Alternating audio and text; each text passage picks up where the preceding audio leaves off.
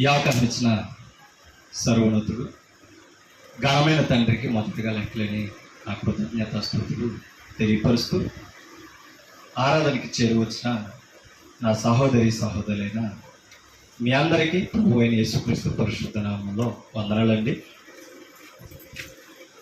అలాగే ఆయా ప్రాంతాల్లో ఉండి లైవ్ ద్వారా కూడా దేవుని యొక్క వాక్యాన్ని వింటూ ఆలకిస్తున్న నా సహోదరి సహోదరులైన మీ అందరికీ కూడా తాటిపొరలో ఉన్న క్రీస్తు నుంచి హృదయపూర్వక వందనములు తెలియపరుస్తూ విలువైన దేవుని సంగతులు ఈరోజు మనం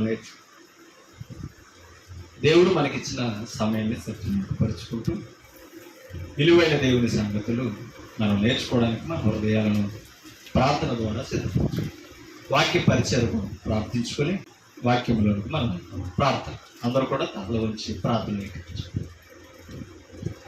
సర్వోన్నతుడు సర్వశక్తుడు పరమందు ఆశీనుడు అయిన తండ్రి, మీ పరిశుద్ధమైన నామమును బట్టి లెక్కలేని మన స్తుతులు స్తోత్రాలు తెలియజేస్తున్నాం.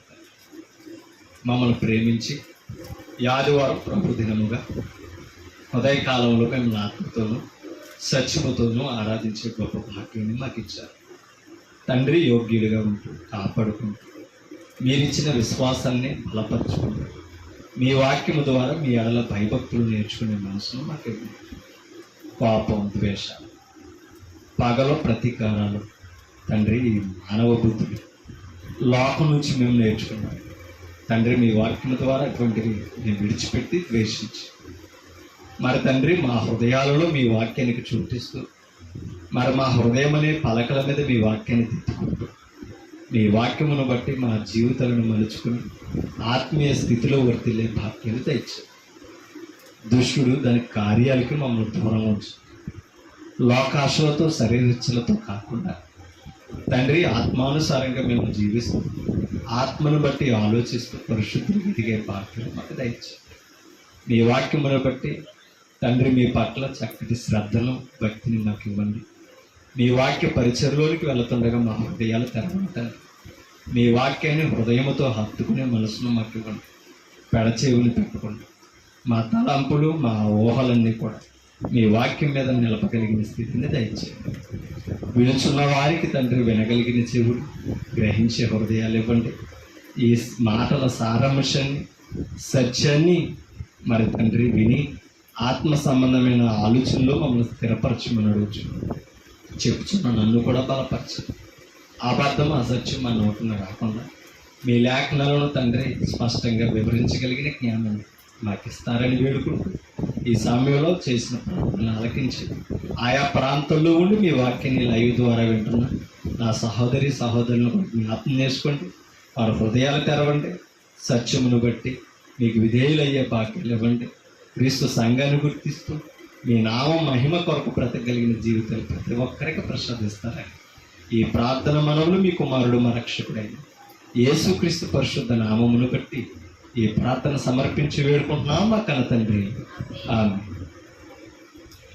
విలువైన దేవుని సంగతులు పరిశుద్ధ గ్రంథం నుంచి మనం నేర్చుకున్నాం. దేవుడు మనకిచ్చిన సమయాన్ని సద్వినియోగపరచుకో. ఎప్పుడు కూడా మనం గ్రహించాలండి, దేవుని పనిలో నమ్మకస్తులుగా, దేవుని వాక్యమును బట్టి విశ్వాసంలో దేవునికి ఇష్టలుగా జీవించవలసిన వారమే మనం. ఎప్పుడైతే మనము ఆయనకి ఇష్టలుగా ఉంటామో, ఆయన ఇష్టాన్ని నెరవేర్చేవారుగా ఉంటామో, అప్పుడు ఆయన మన పట్ల అత్యధికమైన ఆలోచనతో ఉంటాడు. కాబట్టి ఈరోజు ఆయన చేసే కార్యాలు అత్యధికం. మనం విలువైన సంగతులను ఈరోజు నేర్చుకుందాం. అంశాన్ని రాసుకోగలిగిన వారు రాసుకో. ఒక మాట చదువుకొని మన పాత్రలోనికి వెళ్దాం. ఆదికాండము 7వ అధ్యాయంలోనికి మనం వెళ్దాం. ఆదికాండము 7వ అధ్యాయము 19వ వచనాన్ని మనం చదువుతాం. ఆ ప్రచండ జలములు భూమి మీద అత్యధికముగా ప్రబలినందున ఆకాశమంతటి క్రిందనున్న గొప్ప పర్వతములన్నీ మునిగిపోయేది. ఇది నోవహు కాలంలో జరిగిన చరిత్ర. జలప్రళయం ఎప్పుడు వచ్చింది? క్రీస్తు పూర్వంలోనే, నోవహు కాలంలోనే ఏమొచ్చింది? జలప్రళయం. మొదటిగా దేవుడు ఈ భూమి మీద సమస్తమును తుడిచివేసిన దినము అదే, కాలము అది. అందుకని ఆయన జలప్రళయం ఈ భూమి మీదకి రప్పించినప్పుడట ఎలా వచ్చిందట? జలములు ఎలా వచ్చినాయంట? ఆ ప్రచండ జలములు భూమి మీద అత్యధికం అంటే అర్థం ఏంటి? ఎక్కువ. అత్యధికముగా ప్రబలని అంట. ఎక్కడ? భూమి మీద. ఆకాశం అంతటి క్రిందనున్న గొప్ప పర్వతాలు అంటే అర్థం ఏంటి? అప్పటికే అరారత్ కొండాలంటే గొప్ప పర్వతం. ఇవాళ పర్వతాలన్నీ ఏ పర్వతాలకి పేరు ఉన్నదో, ఎక్కడికి వెళుతున్నారో ఆ పర్వతాలు లాంటివన్నీ కూడా ఏమైపోయినాయంట? భూమి మీద మొత్తం మునిగిపోయినాయంట. దేనికి? ఆ ప్రచండ జలాలు. ఎందుకు తెలుసు? అత్యధికమైంది కానీ. ఓకేనా? మునిగిపోయాను. చూడండి, 15 మూరల ఎత్తున నీళ్లు ప్రచండముగా ప్రబలను గనుక పర్వతములను మునిగిపోయాను. అంత జలములతో దేవుడు జలప్రలయాల్ని ఈ భూమి మీదకి రప్పించినట్టుగా మనం చూస్తున్నాం. ఆదికాండం ఒక మాట చదువుతాం, 15వ అధ్యాయం. ఇదే ఆదికాండము 15వ అధ్యాయము మొదటి వచనం చదివినట్లయితే అక్కడ ఒక మాట కనపడదు. ఇవి జరిగిన తర్వాత యెహోవా వాక్యము, ఏదో వచ్చిందంటే దర్శనంలో వాక్యము ఎవరి దగ్గరికి?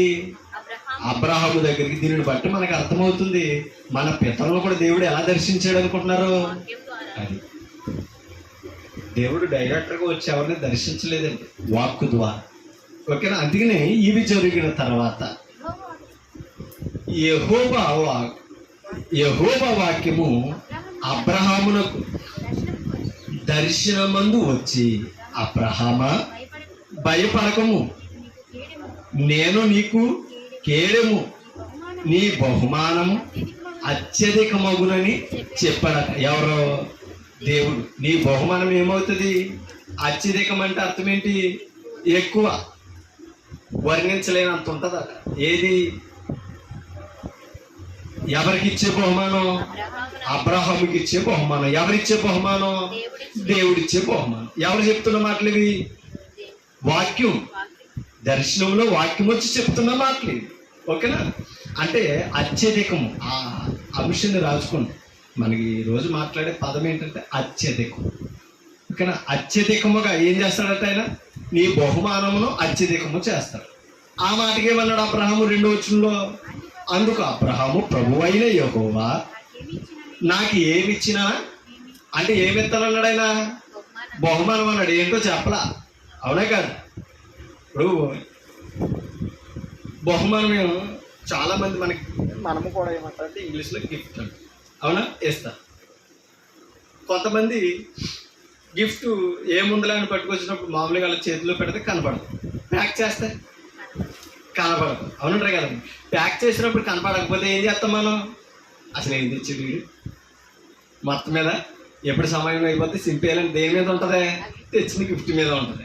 అవునంటారు కదా? ఒకవేళ ఫ్రెండ్స్ అమ్మ ఎవరు తెచ్చినా సరే ఒక గిఫ్ట్ కనపడని తెచ్చినప్పుడు ఏమనుకుంటాం? సైజుని బట్టి కూడా ఊహించేసుకుంటాం. ఎంత ఉందా? అసలు ఏం తెచ్చిందంటావా? అవునంటారు కదంట. ఎంత ఉంది?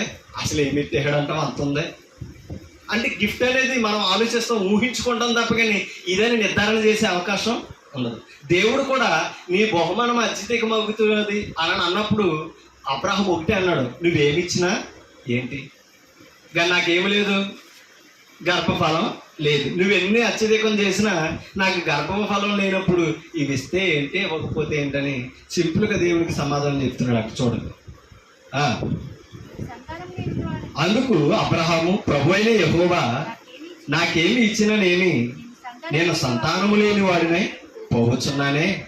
దమస్కు ఎలియేజరే నా ఇంటి ఆస్తి కర్తయగును కదా అనేసి ఏమనుకుంటున్నాడంటే, తన పనివారంలో నమ్మకస్తుడైన ఎలియాజరుని నా కొడుకుగా తీసుకుంటాను, వారసుడిగా తీసుకుంటానని మాట్లాడు.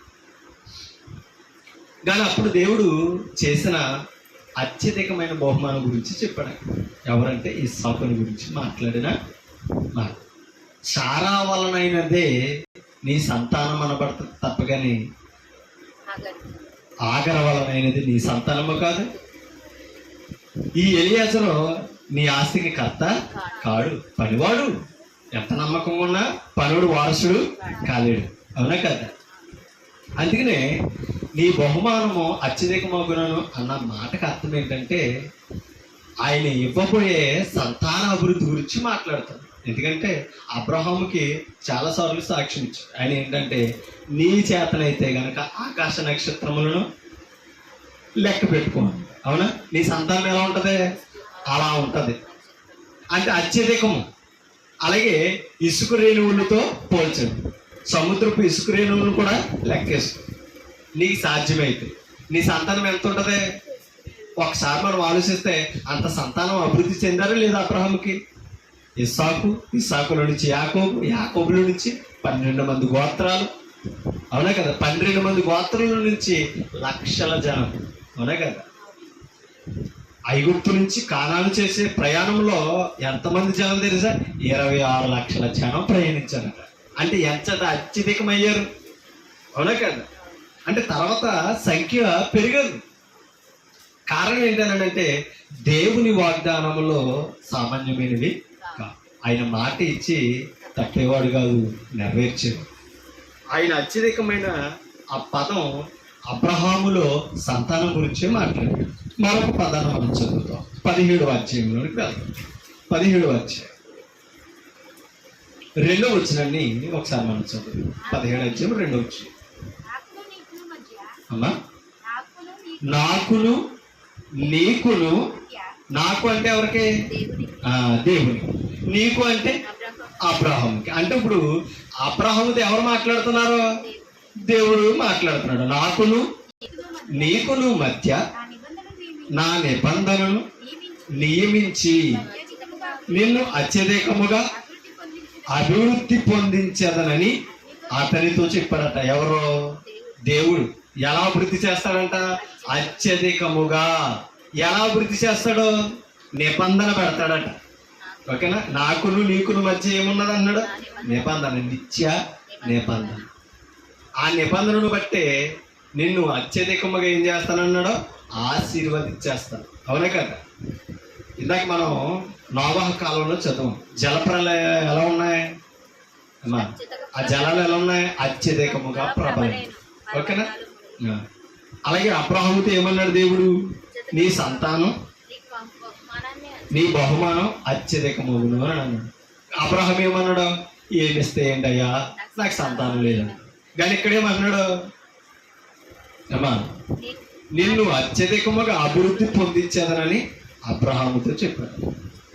అబ్రహాము సాగిలి పడి ఉండగా దేవుడు అతనితో మాట్లాడి, ఇదిగో నేను నియమించిన నా నిబంధన నీతో చేసి ఉన్నాను.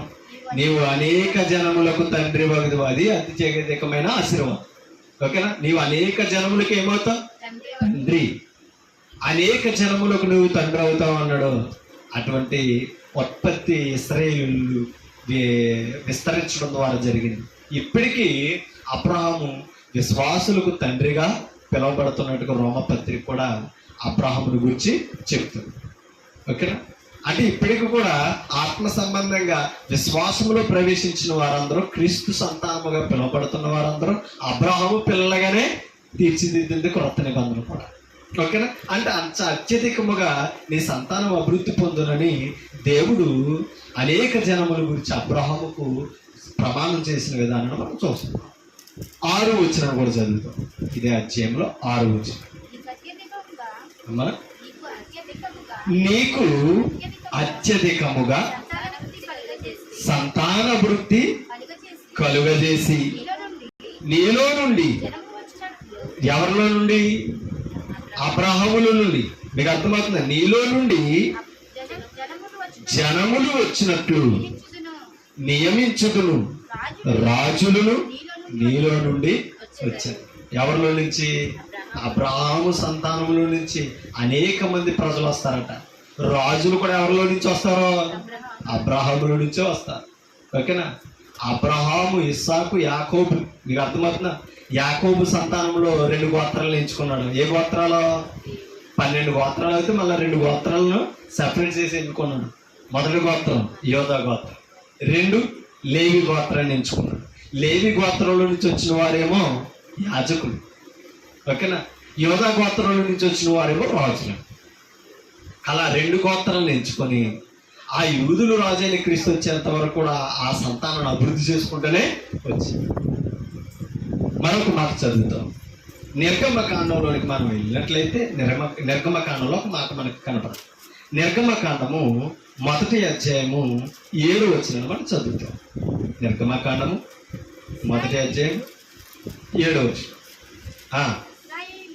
ఇశ్రాయేలు బహు అంటే ఏంటి? అత్యధికమే. మీకు అర్థమవుతుంది. అత్యధికంలో మరొక పదం ఏంటి తెలుసా? బహు అంటే ఎక్కువ.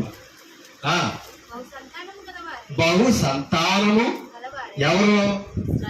ఇశ్రాయేలు. ఓకేనా? బహు సంతానము గలవారై అభివృద్ధి పొంది విస్తరించి అత్యధికముగా ఎక్కడ? ఐగుప్తులో. మీకు అర్థమవుతుందా? ఇది ఎక్కడ జరుగుతుంది అనుకున్నారు? ఐగుప్తులో ఉండగా వారు ఎంత విస్తరించారో చెప్తున్నాడు. అత్యధికముగా ప్రబలిరి, వారున్న ప్రదేశము వారితో నిండి ఉండేది. ఏది? మీకు అర్థమవుతుంది. ఏది? ఆ ఐగుప్తు ఇశ్రాయేలుతో నిండిపోతుందంట. అందుకనే ఒక రాజు వచ్చి వారి గురించి ఎంత కలవబడ్డాడో, ఎలుదొచ్చినాడో చెప్పబడ్డ చూడండి. అప్పుడు యోసేపుని ఎరుగని కొత్త రాజు. యోసేపు ఎవరు అమ్మా? యోసేపు ఎవరు? దేవుణ్ణి ఎరిగిన వాడు. ఓకేనా? ఈ యోసేపు ఎవరు కుమారుడు? యాకోబు కుమారుడు. ఓకేనా? ఈ యోసేపు 12 మందిలో ఒకడు. అన్నలు అమ్మేశారు కదా. తండ్రి ప్రత్యేకంగా ప్రేమిస్తున్నాడు అని అన్నల స్వార్థం ఏం చేశారు? అమ్మేశారు. ఇవాళ ఇంట్లో కూడా తల్లిదండ్రులు ఒకరిని ఎక్కువగా ప్రేమిస్తే మరొకరికి స్వార్థం ఉంటుంది. అమ్మాయి అయినా అబ్బాయి అయినా సరే. అవునా కదా? చోపు నీకు అక్క నచ్చుతుంది, నేను నచ్చను. అవునంటారు కదండి. అన్నయ్య నచ్చుతాడు, నేను నచ్చను. అవునంటారు కదండి. అంటే ప్రత్యేకంగా ఏదైనా కొద్దిగా చూసినప్పటికీ తల్లిదండ్రులు ఏమనిపిస్తుంది అంటే, నాకు తెలియకుండా ఏదో చేసేస్తున్నాడు, నాకు తెలియకుండా ఏదో ఇచ్చేస్తున్నాడు అని సహజంగా మానవ గుణం. అవునంటారు కదంటారా? కానీ ఎక్కడ అన్నలు చేసిన కుట్ర సామాన్యమైనది కాదు. చంపేయాలనుకున్నారంట. మీకు అర్థమవుతుందా? 9 మంది అన్నలు ఏం చేయాలనుకున్నారంట? చంపేయాలనుకున్నారు. ఎందుకని? తండ్రి ఈ చిన్నవాడిని ప్రత్యేకంగా చూస్తాడు. ఆ చంపేద్దామని తీసుకువెళ్ళిన ఈ యోసేపుని దేవుడు ఏం చేశాడు తెలుసా? ఎలియాజరు ద్వారా తప్పించి, ఎలియాజరు అన్నాడు, చంపి మనం ఈ పాపాన్ని ఒడికట్టుకోకూడదు, మనం ఎవరికన్నా అమ్మేద్దామంటే అప్పుడు అమ్మేశారట. ఎవరిని? యోసేపు. పోతీఫరుకి అమ్మేస్తే పోతీఫరు తీసుకెళ్ళి ఐగుప్తులో ఫరో దగ్గర పెట్టి. కానీ యోసేపు అమ్మవేయబడినా సరే దేవుని పట్ల భయభక్తులు కలిగి ఉన్నాడు కాబట్టి, దేవుని ఎడల యథార్థంగా ఎదిగాడు కాబట్టి ఎక్కడెట్టాడు ఏమా? ఆ దేశ ప్రధానిగా. కారణం ఏంటనుకున్నారు? అత్యధికమైన అభివృద్ధి. ఎవరికే? యోసేపు. ఎంత అత్యధికమైన అంటే యోసేపును బట్టి యాకోబు అన్నలు కూడా ఎక్కడికి వెళ్ళిపోయారు? మళ్ళా కానానులో కురువతే ఐగుప్తుకు వెళ్ళిపోయారు. ఐగుప్తులో ఎంత విస్తరించారట? చదవం కదా 7వ వచనంలో. అత్యధికముగా విస్తరించారట. మరలా వారితో ఆ ప్రదేశం ఏమైపోయింది అన్నాడు? నిండి ఉండేను. వారితో ఆ ప్రదేశం ఏమైపోయిందంట? ఏ ప్రదేశం? ఐగుప్తు ప్రదేశం అంతా నిండిపోతే ఇశ్రాయేలుతో. ఇప్పుడు యోసేపుని ఎరగని రాజు అంటే అప్పుడు యోసేపు చనిపోయాడు. 8వ వచనం చదువుతున్నప్పుడు యోసేపు లేడు. యోసేపుని ఎరగని కొత్త ఫరో వచ్చాడట ఆ దేశానికి. ఓకేనా? ఫరో అనేది పేరు కాదు, రాజు. యోసేపుని ఎరగని కొత్త రాజు ఐగుప్తు నేలను ఆరంభించను. అతడు అంటే ఎవరు? కొత్త రాజు. అతడు తన జనులతో ఇట్లైనను, ఇదిగో ఇశ్రాయేలు సంతతి అయిన ఈ జనము మనకంటే విస్తారముగాను బలిష్టముగాను ఉన్నది కంగారు వస్తుంది అన్నమాట. ఎందుకని ఐగుప్తీయుల కంటే ఇశ్రాయేలీయులు ఎక్కువైపోయారు అనుకో, ఇప్పుడు ఐగుప్తీయుల మీద ఎవరు తిరగబడతారు? మన మాట అర్థమవుతుందా? ఐగుప్తీయుల మీద ఎవరు తిరగబడతారు? ఇశ్రాయేలీయులు తిరగబడతారు. ఎందుకంటే ఇశ్రాయేలీయులు ఎలా ఉన్నారు? ఐగుప్తులో బానిసలుగా ఉన్నారు, అవునంటారు కదంటారా? వారికంటే వీరు ఎక్కువ బలవంతులు అయ్యారు అనుకో, ఏం చేయగలరు? ఇప్పుడు యుద్ధం చేసి వారి ఆస్తిని, వారి దేశాలను కూడా ఏం చేసుకోవచ్చు? ఇప్పుడు వీరు ఆక్రమించుకోవచ్చు, అవునంటారు కదంటారా? మనం కూడా చూడండి, ఎప్పుడు కూడా ఎవరికి మీదకైనా దెబ్బలాటకి వెళ్ళేటప్పుడు బలవంతుడి మీదకి వెళ్తామా, బలహీనుడి మీదకి వెళ్తామా? అవునంటారు కదా. బలవంతుడి దగ్గరికి వెళ్ళి తొలగొడతామా, రా చూసుకున్నామని అంటామా? ఎవరి మీదకి వెళ్తాం? బలహీనుడు, ఏమి చేయలేనాడు, చిన్నోడి దగ్గరికి వెళ్తాం, అవునంటారు కదంటారు. ఎందుకని? వారికంటే బలం ఎక్కువ ఉన్నది కాబట్టి సాధించగలం, ఎదిరించగలం, ఓడించగలం. బలవంతుని ఓడించగలమా? అమ్మా, అవునంటారు కదంటారు. లావుగా ఎత్తరగా ఉండి కర్రపులలో ఉండి కుదంతంలో వెళ్ళి సేవలు చేస్తున్నాడు అనుకో, అక్కడ బిగుతాడండి, అయిపో, అవునంటారు కదండి. అలాగే ఈ కొత్త రాజు ఏమనుకున్నాడంటే, అబ్బో ఇశ్రాయేలీయులు మనకంటే ఈ దేశంలో ప్రబలిపోతున్నారు, ఇలా ప్రబలకుండానట్లు విస్తరించుకున్నట్లు వీరిని ఏం చేయాలి? కష్టపెట్టాలని అప్పుడు వెట్టి పనులు ఇంకా పెంచాడండి ఈ రాజు. ఇక అర్థమవుతుందా? కాబట్టి ఎప్పుడు కూడా ఏంటంటే, మనం ఎదగేటప్పుడు, మనం బలపడుతున్నప్పుడు కష్టాలు దానే వస్తాయి, శ్రమలు అనేవి వస్తాయి. దాన్ని ఏం చేయాలంటే మనం అధిగమించాలి. ఒక మాట మీకు చూపిస్తాను చూడండి. సమూయేలు 2వ గ్రంథం, సమూయేలు 2వ గ్రంథం 13వ అధ్యాయం 15వ వచనం. సమూయేలు 2వ గ్రంథము తీసారా? 13వ అధ్యాయము 15వ వచనం. 2వ సమూయేలు గ్రంథం 13వ అధ్యాయం 15. అన్మోను ఇలాగు చేసిన తరువాత ఆమె ఎడల అత్యధికమైన ద్వేషము పుట్టి అది వరకు ఆమెను ప్రేమించినంత కంటే అతను మరీ ఎక్కువగా ఆమెను ద్వేషించి లేచి పొమ్మని ఆమెతో చెప్పగా ఆమె నన్ను బయటకు తోసివేయటం వలన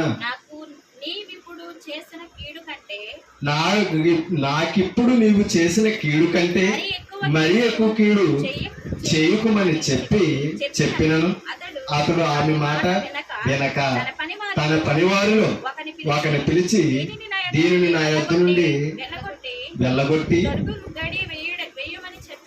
తలుపు గడియ వెయ్యమని చెప్పాను. మీకు అర్థమా? అంటే ఇంతకు ముందు కంటే ఏం చేశాడంట? ఎక్కువగా ద్వేషించాడట. కారణం ఏంటి? మాట వినకపోవడం. అంటే ఇంతకు ముందు ఎంతగానో ప్రేమించడాలి, అక్కడ చెప్పాడా? అంతగా ప్రేమించిన వ్యక్తి ద్వేషించడానికి కారణం ఏంటంటే తిరుగుబాటు. ఓకేనా? అవలక్షణాలతో ఆమె వ్యవహరించిన తీరు ప్రేమ కంటే ఏం పుట్టించిందంట? ద్వేషము. అత్యధికమైన ద్వేషము పుట్టిందట. కాబట్టి ఇప్పుడు కూడా ప్రేమ అనేది లోబడడాన్ని బట్టే ఉంటుంది, మాట వినడాన్ని బట్టే ఉంటుంది. పిల్లల మీద తల్లిదండ్రులకు ప్రేమ ఎప్పుడు ఉంటుంది? మాట విని చెప్పింది చేసి. భార్య మీద భర్తకి ఎప్పుడు ప్రేమ ఉంటుంది? లోబడుతున్నప్పుడు, మాటను గౌరవిస్తున్నప్పుడు. అలాగే క్రీస్తు కూడా సంఘం ఏమవ్వాలి? భర్తకి భార్య ఎలా లోబడాలని అనుకుంటున్నారో అలాగే సంఘము కూడా క్రీస్తుకి ఏమవ్వాలంట? ఎఫెసీ పత్రిక చెప్పింది కదా, సంఘము క్రీస్తునకు లోబడినట్లుగా భార్యలారా ప్రతి విషయంలో మీ భర్తలకు ఏమవ్వాలి? లోబడి యుండుడి. ఎవరు చెప్పిన మాట ఇది? దేవుడు చెప్పిన మాట. లోబడడాన్ని బట్టి ఏం పుట్టింది? క్రీస్తుకి సంఘం మీద ప్రేమ. ఎప్పుడు కూడా ప్రేమ అనేది విధేయతలోనే పుడుతుంది, లోబడటంలోనే పుడుతుంది. కాబట్టి ప్రేమ ఉన్న చోట మనం ఆ ప్రేమను ఏం చేసుకోవాలట? కాపాడు. అలాగే క్రీస్తు మనల్ని ఆశీర్వదించే కొలది, క్రీస్తు మనల్ని ప్రేమించే కొలది మనం ఏం చేయాలి? లోబడాలి. ఎవరికి లోబడాలి? అమ్మా, ఎవరికి లోబడాలి? క్రీస్తుకు లోబడాలి. ఆయనే కాబట్టి దేవుడు. ఆయనకి లోబడడం అంటే ఎలా లోబడాలి? క్రీస్తుకి ఎలా వినాలి మాట? వాక్యము చెప్పినట్టు చేయడమే. ఎవరి మాట వింటాం? క్రీస్తు మాట. క్రీస్తు మాట వింటున్నామంటే మనం ఎవరికి లోబడుతున్నట్టు? క్రీస్తుకు లోబడిన వారమైతే వాక్యం చెప్పినట్టుగా మనం చేయాలి. వాక్యం వద్దన్నదే మనం విడిచిపెట్టేయాలి. అప్పుడు క్రీస్తుకు మన పట్ల ఏముంటది? అత్యధికమైన ప్రేమ ఉంటుంది. ఒక మాట మీకు చూపిస్తాను, చూడండి. యెషయా గ్రంథము 64:12. యెషయా గ్రంథము 64.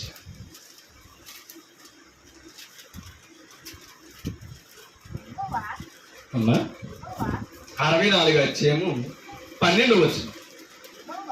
యెహోవా వీటిని గూర్చి వీటిని చూచి ఓరకుందువా, మౌనముగా నుందువా, అత్యధికముగా మమ్మను శ్రమ పెట్టుదువా. మీకు అర్థమవుతుందా? ఎవరు అడుగుతున్న మాట ఇది? అమ్మా సియోను అంటే ఇశ్రాయేలుడు. ఎవరిని అడుగుతున్నారు?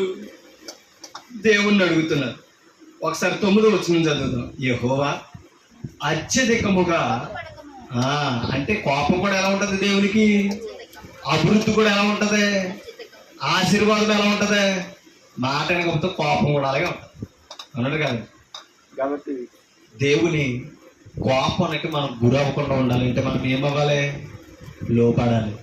ఏం చేయాలి? మాట వినాలి. దేవుని మాట ఎదిరించేవారుగా మనం ఉండాలి. దేవుడి మాట ఎప్పుడు ఎదిరిస్తాం?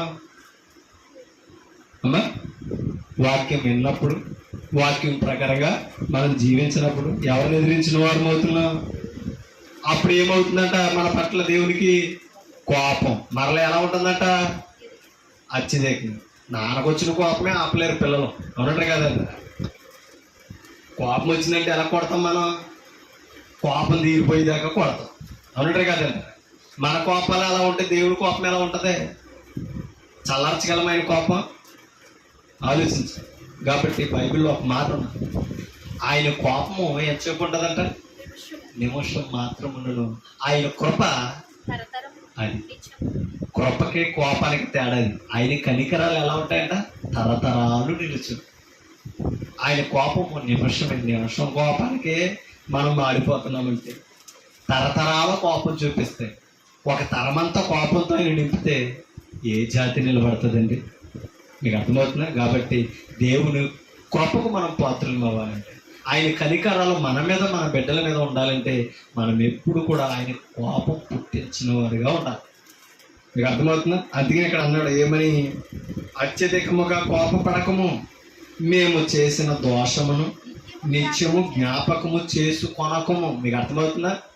ఆయన నిత్యము జ్ఞాపకం చేసుకున్నాడు అనుకో, దేని? మన దోషం, మన పాప. ఏం పెరుగుతుంది ఇప్పుడు ఆయనకి? మన పిల్లలు ఎందుకు కొడతాం?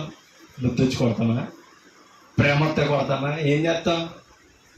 తప్పు చేస్తే కొడతాం, చెడు పని చేస్తే కొడతాం, తప్పు అని తెలిసేదాకా కొడతాం, అవునండి కాదండి. దేవుడు కూడా అంతే. మనం పాపం చేసినప్పుడు పాపం నుంచి మళ్లించడానికి కోపంతో దండెత్తారు. కానీ మీరు అంటున్నారు, ఇశ్రాయేలీయులు, నీ కోపాన్ని మేము తాళలేం. ఎందుకు తెలుసా? ఈయనకు కోపం వచ్చినప్పుడల్లా ఎవరికి అప్పగిస్తున్నాడు దేవుడు? ఇశ్రాయేలుని అమ్మా శత్రువులకు అప్పగిస్తాడు, అవునే కాదు? ఇప్పుడు శత్రువులు వీరిని బంధించి తరతరాల వీరిని ఏం చేస్తున్నారంటే బాధ పెడుతుంటే తట్టుకోలేకపోతారు. అట్లనే మా పాపాల జ్ఞాపకం చేసుకో, నీ కోపము మాపై అత్యధికం చేయనికమని అంటూ ఇక్కడ అంటున్నారు. చిత్తగించుము, చూడుము, దయచేయము, మేమందరము. ఎంత అద్భుతమైన పదమైనది. మేమందరం ఎవరి ప్రజలు? నీ ప్రజలమే. కాబట్టి మా దోషాలు జ్ఞాపకం చేసుకో అంటారు కదండి. మన దోషాలు దేవుని ముఖమును ఏం చేసినాయి అన్నాడు యెషయా గ్రంథంలోనే. ఆయన ముఖమును మన పాపం ఏం చేసిందంట? మనకే మరుగుపరిచింది. అందుకని దేవుడు ఎవరో అర్థం కావడం. పాపాలు తొలగితే దేవుడు ఏ స్వరూపం ఉన్నాడో అర్థమవుతుంది అమ్మా. కాబట్టి మనం ఎప్పుడూ అర్థం చేసుకోవాలి, మనం పాపాలతో దేవునికి మరుగుగా మనం ఆయన మన పాపాలను వెనక్కి తీసుకుంటున్నాడని మాట. కారణం ఏంటంటే ఆయన మర్చిపోతేనే కానీ మనకు కృప చూపే అవకాశం లేదు. 10వ నీ పరిశుద్ధ పట్టణములు బీడి భూమిలాయను. ఎందుకు? ఆయన కోపానికి. మీకు అర్థమవుతుందా? ఆయన కోపం అనడం వల్ల ఏమి లేదని తెలుసా? పంట లేదు, వ్యవసాయం లేదు. ఇది అలాగే ఉంచి ఒక మాట మీకు చూపిస్తాను, చూడండి.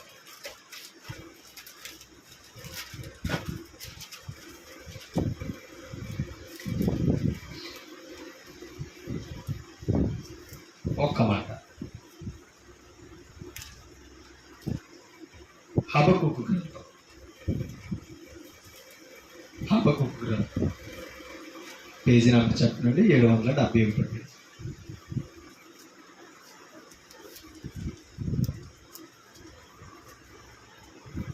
తీసారా? ఒక మాట మీకు చూపిస్తాను. 4వ ఒకసారి మనం చదువుతాం.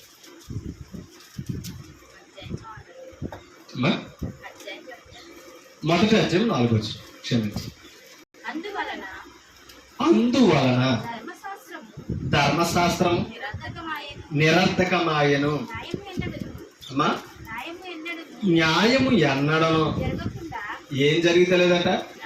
న్యాయం ఎన్నడను జరగకుండా మానిపోయెను. భక్తిహీనులు వచ్చి నీతి పరులను అమ్మా చుట్టుకొందురు. న్యాయము ఏమైపోతుందట? చెడిపోవచ్చున్నది. అన్యజనులలో జరుగునది చూడుడి, ఆలోచించుడి, కేవలము విస్మయముందుడి. మీ దినములలో ఎవరి దినాల్లో? ఇశ్రాయేలు దినాల్లోనే నేను ఒక కార్యము జరిగింతును, అలాగు జరుగునని ఒకడు మీకు తెలిపినను మీరు అతనిని.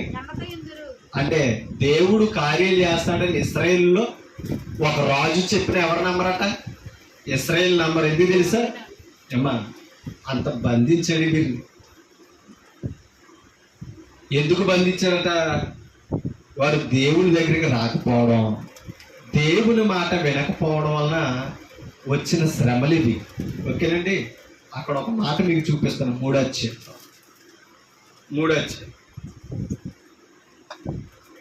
3వ వచనాన్ని చదువుతాం. దేవుడు తేమానులో నుండి, అంటే ప్రదేశం అన్నమాట, అది బయలుదేరుచున్నాడు. పరిశుద్ధ దేవుడు పారానులో నుండి వేయించేయుచున్నాడు, అంటే వస్తున్నాడు అని అర్థం. ఆయన మహిమ ఆకాశ మండలమంతటను. ఎవరి మహిమ? కింద చదువుతుంది. భూమి ఎవరి ప్రభావంతో? ఆయన బలంతో భూమి నిండి ఉన్నదట. సూర్యకాంతితో సమమైన సమానమైన ప్రకాశము కనబడుచున్నది. ఆయన హస్తముల నుండి కిరణములు బయలుదేరుచున్నవి. అచ్చట ఆయన బలము ఎక్కడ? అమ్మా, ఆయన కిరణాలు బయలు వెళుతుంటే అక్కడ ఆయన హస్తబలం ఉందట. మీకు అర్థమవుతుందా? ఆయనకు ముందుగా వెళ్ళు తెగుళ్ళు. ఎవరు ముందుగా? మీకు అర్థమవుతుందా? దేవుడికి ముందుగా ఏం నడుస్తున్నాయని తెలుసా? ఎందుకని? ఆయన మాట వినని వారిని మొత్తడానికి. మీకు అర్థమా? అందుకనే ఇంకో పదం ఉంటది. ఆయన చేతులే గాయము చేయను, ఆయన చేతులే స్వస్థ. మీకు అర్థమా? కొట్టువాడును బాగు చేయువాడును ఆయన. మీకు అర్థమవుతుందా? అందుకనే తెగుళ్ళు ముద్దుగా నడుచుచున్నవాట. అమ్మ, ఇశ్రాయేలుని అడ్డగించిన ఐగుప్తులు దేనితో మొత్తాడు? ఎన్ని తెగులతో? 10 తెగులతో మొత్తాడు లేదా ఐగుప్తీయులని? ఫరో యెహోవాను ఆరాధించడానికి మోషే ఇశ్రాయేలుని పంపించమని అడిగితే ఎవడు యెహోవా అన్నాడు? చూపించాడు తెగులతో. ఇంకెంత భయంకరమైనంటే మొదట జ్యేష్ఠ కుమారులు చంపాడు ఐగుప్తుల వారసులు లేక. అర్థమవుతున్నా? గడ్డల రోగముతో చచ్చిపోయారు. విస్తారమైన పేలు వ్యాధితో చనిపోయారు, దోమలతో చనిపోయారండి, మిడతలతో చనిపోయారు. వారు వేటిని ఆరాధించి ఆ దైవంగా మలుచుకున్నారు, అవే వారి మీద దాడి చేసేలాగా వస్తాయి. అంటే దేవుని కోపము ప్రచండమవుతే, అత్యధికమవుతే ఎవరు కూడా ఆపలేరు. అందుకనే ఐగుప్తీయులు గడగడలాడిపోయారు. అటువంటి దేవునికి మనం జడవకపోతే ఎలాగండి? అన్ని కార్యాలు చూసిన ఇశ్రాయేలు కొన్నిసార్లు ఎవరికి లోబడలేకపోయారు తెలుసా? దేవునికి లోబడలేకపోయారు, దేవుని మాట వినలేకపోయారు. కాబట్టి మన జీవితంలో ఎన్ని మేలులు చేస్తున్న దేవుడు, ఎన్ని ప్రమాదాలు తప్పించి కార్యాలు చేస్తున్నాం. మనం కూడా కొన్నిసార్లు ఏం చేస్తున్నాం? దేవుళ్ళు నిర్లక్ష్యంగానే ఉన్నాం. మీకు అర్థమవుతుందా? కాబట్టి ఆయన ముందు ఏం వెళ్తున్నాయంటే తెగుళ్ళు నడుచుచున్నవి, ఆయన పాదముల వెంట అగ్ని మెరుపులు వచ్చుచున్నవి, ఆయన నిలవబడగా. అంటే అర్థం ఏంటి? వణికిపోతుందంట భూమి ఆయన నిలబడుతుంటే. ఆయన చూడగా జనులందరూ ఇటు అటు ఆయన పేరు చెప్తే ఏమవుతున్నారు? ఇప్పుడు అమ్మా ఆదివారం ప్రార్థనగా రమ్మంటే ఎంత కంగారు వచ్చేద్దే, అవునంటారు కదా. ప్రపంచమంతా తిరుగుతారు దేవుని దగ్గరికి రమ్మంటే. మన జీవితాలను ఒకసారి ఆలోచించుకుంటాం, మన హృదయాలను సెల్ఫ్ చేసుకుంటాం. ఎందుకు తెలుసా? నేను దేవుని దగ్గరికి వెళ్ళే స్థానం ఉందా, దేవుని దగ్గరికి వెళ్ళి అంత గొప్ప ఉన్నా, అవునంటారు కదా. సహజంగా మనం ఏం చేస్తాం? పరిశోధన చేసుకుంటాం. అందుకని జనులందరూ ఇటు అటు ఏం చేస్తున్నారట? తొలగుదురు. అమ్మా ఆదికాల పర్వతములు ఎవరికే? దేవుడు నిలబడుతుంటే ఆదికాల పర్వతములు బద్దలైపోవును, పురాతన గిరులు అనుగును. పూర్వకాలము మొదలుకొని ఆయన ఎలాగూ జరిగించువాడు. కూషీలు డేరాలలో ఉపద్రవము కలగగా నేను చూసి తిని, మిద్యాను దేశస్తుల డేరాల తెరలు గజగజ. అది ఎందుకంటే అప్పుడు శత్రువులైన తరాలైన డేరాల్లో బ్రతికేవారు కనుక ఆయన పేరు చెప్తే అలా వణికిపోయేవారట. యెహోవా నదుల మీద. ఎవరి మీద అమ్మా? నదుల మీద కూడా ఏం చేస్తున్నాడట? ఆయన కోపం ఏమవుతుందట? అందుకనే 10 తెగుల్లో ఒక తెగులు ఏంటి తెలుసా? నీళ్ళని ఎలా మార్చాడు? అవునా? ఐగుప్తులో నీళ్లు మంచి నీళ్ళు తాగడానికి కూడా లేదు, స్నానం చేయడానికి కూడా లేదు. ఎవరికే? ఐగుప్తీయులకి, రాజుకి లేదు. ఎందుకని? నదులన్నీ ఎలా మారిపోయి? రక్తముగా మారిపోయి. అందుకనే ఆయన ఏం చేస్తున్నాడంట? యెహోవా నదుల మీద నీ కోపము కలిగినందున, నదుల మీద నీకు ఉగ్రత కలిగినందున, సముద్రము మీద నీకు ఉగ్రత కలిగినందున నీ గుర్రములను పట్టుకొని, చూడండి, నీ గుర్రములను కట్టుకొని రక్షణార్థమైన రథముల మీద ఎక్కువ వచ్చుచున్నావు. విల్లు వరలో నుండి తీయబడి ఉన్నది. నీ వాక్కు తోడని ప్రమాణము చేసి నీ బాణములను స్థిరపరిచి వాక్యమును గురించి మాట్లాడుతున్నా. ఎలా సిద్ధపరిచాడట? వాక్కు అంటే వాక్యమును ఎలా ఇల్లుక్కు పెట్టాడట? బాణముల వలె. మీకు అర్థమవుతుందా? అందుకని కీర్తనలో పదం ఉంటుంది, యవ్వన కాలమందు పుట్టిన కుమారులు బలవంతుని చేతిలోని. ఎలాంటి వాళ్ళట అమ్మా? బలవంతుని చేతిలోని బాణముల వంటి వారంట. ఎవరో? యవ్వన కాలమందు పుట్టిన కుమారుడు. అంటే ఏ వయసులో జరగవలసిన వివాహం ఆ వయసులో జరిగితే, ఆ వయసులో పిల్లలు కంటుంటేనంటండి, ఆ పిల్లలు దేవుడికి ఎలా ఉండాలని తెలుసా? బలవంతుని చేతిలో. బలవంతుడు బాణం వేస్తే ఎక్కడికి వెళ్తుంది అమ్మా? గురిని చేరుతుంది తప్పని ఆగుతుందా? గురి తప్పుతుందా? అటువంటి బాణల్లా ఎవరు ఉండాలని తెలుసా? యవ్వన కాలంలో పుట్టిన మన బిడ్డలో ఎలా ఉండాలని తెలుసా? ఒక బలవంతుడు ఇల్లు ఎక్కువ పెడితే అమ్మ బాణం వదిలితే ఎలా ఉంటాడో మన పిల్లలు క్రీస్తులో ఎలా ఉండాలని తెలుసా? భక్తులారా నిలబడితే అబద్ధం కొరకు, దేవుడికి వ్యతిరేకం కొరకు అలా పోరాడేలా ఉండాలట. దేవుడి మీద గురి నిలిపితే దేవుని పనులు సాధించే వరకు పోరాడాలట. అలా ఉండాలట. కింద చదువుతాం. నీ వాక్కు తోడని ప్రమాణము చేసి నీ బాణములను సిద్ధపరిచి ఉన్నావు. భూమిని బద్దలు చేసి నదులను కలుగజేసి ఉన్నావు. నీవు చూచి నిన్ను చూచి పర్వతములు కంపించును, జలములు ప్రవాహములుగా పారును, సముద్రగాధము ఘోషించుచు తన చేతులు పైకెత్తును, నీ ఈటెలు. అంటే మీకు అర్థమవుతుందండి అమ్మా, అక్కడ ఉపమాన రీతిగా మాట్లాడుతున్న జనములు అంటే ఎవరు తెలుసు? సముద్రం అంటే సమస్త ప్రజల గురించి మాట్లాడుతున్నారు. ఇవన్నీ ఎందుకు జరుగుతున్నాయి? ప్రజలు ఆయన మాట వినకపోవడం. కిందకు యోవేలు గ్రంథంలోకి వెళ్తాం, అక్కడ ఒక మాట పక్కన ఉంటుంది చూడండి. యోవేలు గ్రంథం పేజీ నెంబరు 753 పేజీ, 753 పేజీ యోవేలు గ్రంథము 1 3వ వచనం. ఈ సంగతులు ఎవరికి తెలియపరచాలట? ఇశ్రాయేలుకు చెప్తున్నాడు. ఈ సంగతులు దేవుడు దగ్గర వారు ఏం నేర్చుకున్నారో ఎవరికి చెప్పాలట? బిడ్డలకి. మనం ఇవాళ ఎంత జ్ఞానం నేర్చుకుంటున్నామో మనం బిడ్డలు చెప్పే సామర్థ్యత కలిగిన వారిగా మనం ఉన్నాం. ఈ సంగతులు మీ బిడ్డలకు తెలియజేయుడి, వారు తమ బిడ్డలకును ఆ బిడ్డలు రాబో తరమ వారికి. అంటే మీకు అర్థమవుతుందా అమ్మా? మనం నేర్చుకుంటూ ఇప్పుడు మన పిల్లలకి ఒక పునాదేశం అనుకో, వారి పిల్లలకు కాదట, వారు వచ్చే పిల్లల తరానికి కూడా ఏం చేస్తున్నారు? వాటిని నేర్పుతున్నారట.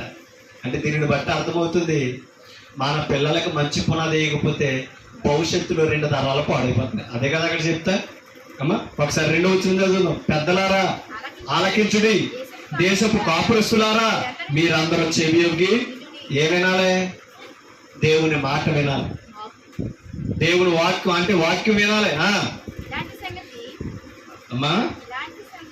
ఇలాంటి సంగతి మీ దినములలో గాని మీ పితరుల దినములలో గాని ప్రశ్న జరిగిందా? ఈ సంగతి మీ బిడ్డలకు తెలియజేయడి, వారు తమ బిడ్డలకును బిడ్డలు రాబో తరముల వారికి తెలియదు. ఏంటది? ఇప్పుడు చెప్తున్నాడు.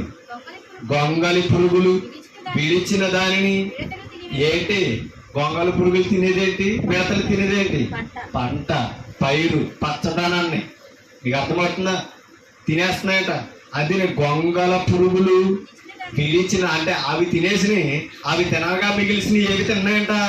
మిడతలు తినివేసి ఉన్నవి. మిడతలు విడిచిన దానిని పాసర పురుగులు తినివేసి ఉన్నవి. పాసర పురుగులు విడిచిన దానిని చీడ పురుగులు తినేసి ఉన్నవి. ఒక్క మాట అర్థం చేసుకోండి. ఇన్ని దాడి చేస్తే పంట మీద ఏమవుతుందమ్మ ఇంటికి? అవునే కదా? ఇవాళ రైతులు కౌలులు ఆలోచించాలి. ఈరోజు వారు పెట్టిన పెట్టుబడి పంట రూపంలో ధన రూపంలో ఇంటికి వస్తుందంటే దేవుడు వాటిని ఏం చేశాడని అమ్మా? కాపాడాడని. అవునే కదా?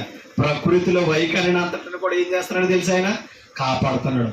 ఇన్ని యుద్ధాల నుంచి కాపాడతానే కానీ ఏంటి యుద్ధాలు అమ్మా?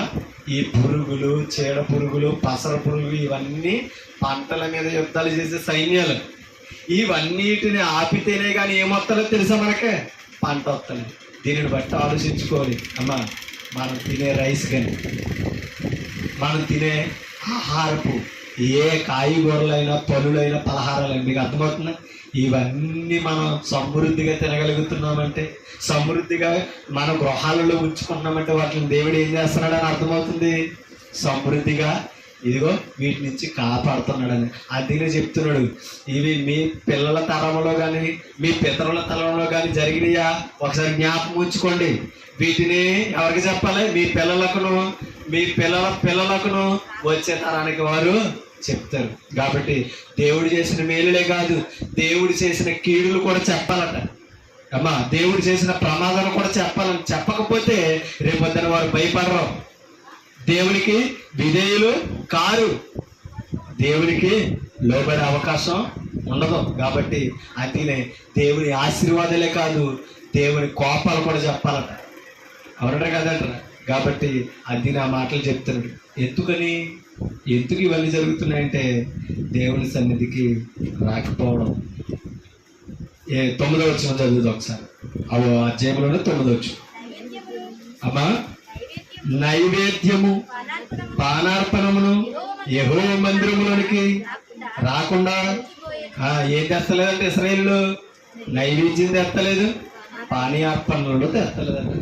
ఎవరికే అంటే పానాన్ని కూడా అర్పణగా తెస్తలేదట. దేవుడికి పెట్టవలసిన నైవేద్యం పెడతలేదంట. అంటే వారి పంటలో కానీ, వారి ధనంలో కానీ, వారికి దేవుడు అనుగ్రహించిన దేవుడిలో కానీ దేవుడికి ఇవ్వాల్సిన భాగాన్ని ఏం చేస్తలేదట. నేను చెప్తున్న మాటలు కాదండి, అవునా? యోవేలు గారి ద్వారా ఇశ్రాయేలుకు ప్రవశిస్తున్న మాట. కాబట్టి దేవుడు ఈరోజు మనల్ని ఏ స్థితిలో అభివృద్ధి చేశాడో ఆ స్థితిలో మనం ఎవరికి ఇవ్వాలి తెలుసండి? అమ్మా, దేవునికి ఇవ్వాలి. దేవునికి ఇవ్వకపోతే దేవుడు ఎలా రప్పించుకోవాలి ఆయనకి తెలుసు. కాబట్టి దేవునికి ఇచ్చులో మనం ఎలా ఉంటున్నాం అనేది ఒకసారి గుర్తించుకోవాలి. ఓకేనా? దేవుడి దాని మీదకి ఎప్పుడైతే తేవడం మానేశారు, చూడండి అక్కడ మాట, యెహోవాకు పరిచర్య చేయు యాజకులు అంగలార్చడం అంటే అర్థం ఏంటి? బాధపడుతున్నారు. ఎందుకని? ఇశ్రాయేలు తెస్తే కదా ఒక యాజకుడికి యెహోవా మందిరంలో సేవ చేసేవాడికి దొరికింది. ఇవాళ దేవుడికి ఇవ్వాల్సిన భాగం ఒక విశ్వాసం ఇవ్వగలిగితే ఒక సేవకుడు పోషింపబడే అవకాశం ఉంది. అవునే కాదు? ఎందుకంటే సేవకుడు ఎవరి పని మీద ఉన్నాడో, ఎవరి పని చేస్తున్నాడో. కాబట్టి దేవునికి ఇవ్వాల్సిన భాగం ఇస్తే ఒక సేవకుడు సంతోషంగా దేవుడి పని చేయగలరు. అవునంటారు కదండి? అలా చేయడానికి ఏం చేయాలంటే ప్రజలు దేవుడి సన్నిధిని మర్చిపోకూడదు, ఆరాధన విలువలను మర్చిపోకూడదు, ఆయనకి ఇవ్వాల్సినవి మర్చిపోకూడదు. ఎందుకంటే 10వ భాగం, ఓకేనా, 10వ భాగం ఇశ్రాయేలు దేవుడికి ఇచ్చింది. కానీ కొత్త నిబంధనలు ఎంత మనడో వర్ధిల్లకూడదు, శ్రేష్ఠ భాగం. అవునంట కదండి? మనం అభివృద్ధి చెందే కొలది మనం కానుక అభివృద్ధి చేయాలి. మనం ఎదిగే కొలది, విస్తరించే కొలది దేవునికి ఇచ్చడంలో కూడా అభివృద్ధి చెందాలి. అప్పుడు మనం చేసేవి దేవుడు ఏం చేస్తాడంట? అభివృద్ధి చేస్తాడు. దేవునికి ఇవ్వాల్సిన ఆఫ్ చేశారు. కాబట్టి దేవుడు ఎక్కడ కొడుతున్నాడో? పంట మీద కొట్టాడంటే మనం ఒక మాట అర్థం చేసుకోండి, కొడుకు మీద కొట్టినట్టే కదా, అవునా కాదా? కాబట్టి దేవుని పని నిన్ను అలక్ష్యం చేస్తే వచ్చే నష్టాలండి. ఓకేనా? ఒక మాట మీకు చూపిస్తాను, చూడండి. ఇక్కడ ఇది అధ్యాయంలో ఒక మాట మీకు చూపిస్తాను. 2వ అధ్యాయం